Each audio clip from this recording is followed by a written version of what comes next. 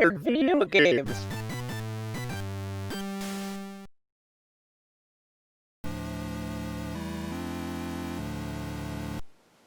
Snacksin Jackson. It took me way longer than I thought it would before I figured out what to say here, and I think after a while I decided a direct approach is best. A clown with a prehensile neck shoots his own nose up in the air, then eats as much food as he can before catching the nose with his face. I'm going to let you all picture this in your head for a little while longer and decide whether or not I'm joking before I show it to you. You should know by now, I wasn't kidding. Okay, now this all seems absolutely completely random, but there is a small bit of logic to this. This is a video game adaptation of sorts of the old game Jax. If you're under the age of 1 billion, you may not be familiar with it, so here's how it works. You bounce a ball and have to collect jacks from the ground and then catch the ball with the same hand before the ball comes down. Over time you increase the number of jacks you have to collect at once. If the ball touches the floor, you lose. If you don't collect enough jacks before you catch it, you lose. It's a simple, cheap game from a time when video games didn't exist and people had to make up things to keep kids amused enough so they wouldn't torture birds. Now, at some point, the developers must have looked out the window and noticed that everyone is driving auto cars and the president was no longer Taft. And maybe the game could use a little modernizing. And they somehow decided that a bouncy ball looks like a clown's nose, and it would be funny and not at all terrifying to catch this ball with a clown's face after he dismembers himself. And instead of picking up jacks, the clown eats his weight in dinner. I don't know when clowns changed in the public consciousness from something funny to something scary, but I strongly suspect it was the exact instance this game came out in 1984. 2 years before Stephen King published It, arcades suffered this. I actually did some research on that because my priorities don't make sense. Stephen King first came up with the idea for It in 1978, but his original idea was to have kids menaced by a troll. Somewhere between then and 1985, it changed to a clown, and I like to think Snacksin Jackson somehow was the influence. He probably didn't play it. I just imagined the exact instant someone first put a quarter in this monstrosity, it unleashed something terrible that tracked down Stephen King, burrowed into his consciousness, and laid some kind of cerebral egg. I don't think this explains any of his other books, but if you do happen to find a video game out there that both resembles and predates the plot of The Langoliers, please destroy it. By the way, Stephen King, if you happen to be watching this, I'm just kidding. And also, please write an It spin-off about a giant clown kaiju, thanks. Well, at least I can say this game is a fun title. Snacksin Jackson. I can say it all day. Snacksin Jackson. Keep on snacksin, you indescribable abomination. As the game goes on, the different types of food vary. Sometimes our hero... No, wait. I refuse to call him a hero.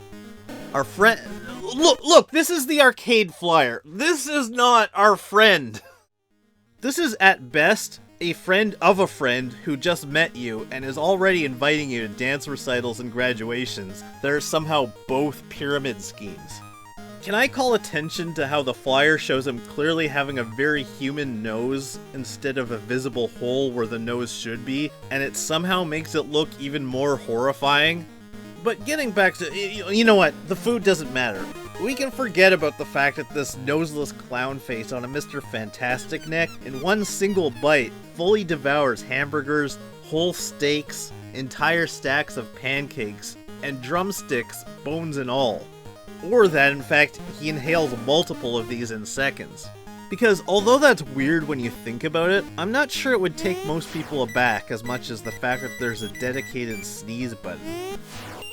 Yes, there is. Obstacles include jalapeno peppers and soap, which Jackson is unable to control himself from devouring whole like any of the other food items he wantonly siphons into his maw. I know you suffer a penalty, but I still want to point out how little of a problem it is for this man to eat a whole bar of soap. Whoops, I accidentally consumed 4 whole ounces of solid cleaning agent. And like, I understand why it's detrimental to do so in this game, but what I don't get is why jalapenos are bad too. This John Wayne Gacy looking bungee snake can gulp down an entire pineapple, but can't handle spicy food. I should probably also point out this is all set to what seems to be a deranged combination of Pop Goes the Weasel and a Black American plantation song about shortening bread. And just in case you maybe thought the game's soundtrack was done by Trent Reznor. But aside from some vaguely racist vibes and all these other wonders that be, the one thing I find the most bizarre is how gravity works. All the food just kind of floats around like it's in space. But the ball bounces as if Jackson's lying on the floor. But he's sitting behind a table and has his back to the window where you can clearly see the open world behind him. This game has 3 different points of reference to how gravity works, and they all contradict each other.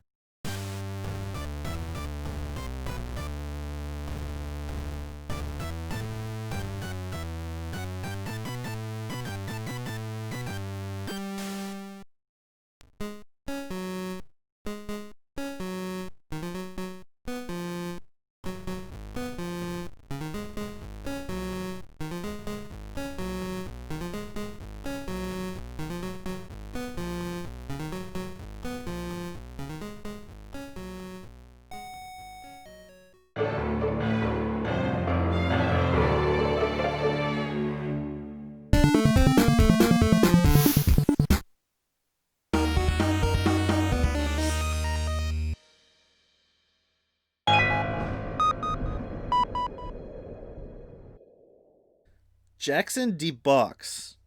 Jackson DeBox. Jackson DeBox. Jackson DeBox!